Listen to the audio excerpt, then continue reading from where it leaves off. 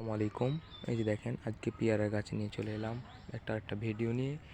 পেয়ারা গাছে দেখেন আমরা এগুলো 2-3 দিন হয়েছে ছাঁটাই করেছি।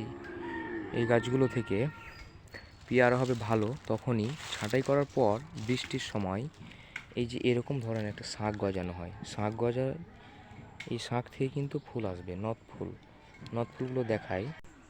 এই যে এভাবে ফুল আসবে, ফুল আসার পর তখন পেয়ারা উদ্বৃত্ত হবে। এই যে দেখেন পেয়ারা হবে এভাবে। আমরা এগুলো আসলে ছাঁটাই করেছি, কিছু করিনি, কিছু রেখেছি পেয়ারা নেওয়ার জন্য।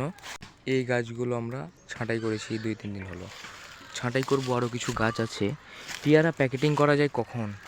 10 গ্রাম হলে 10 গ্রাম প্লাস তখন থেকে করা যায়। এই যেমন এই পেয়ারাটা ছাঁটাই করার পর এটা রেখে গেছি, এটা আমরা ঝরিয়ে ফেলে দিলাম ঝরিয়া। গাছটাতে দেখেন না হলে 500 পেয়ারা হবে। এগুলো আমরা রেখেছি ইচ্ছাকৃত নেওয়ার জন্য। পেয়ারাগুলো নিব তাই। এগুলোকে আষাঢ়া পেয়ারা বলে, আষাঢ়া। দেখেন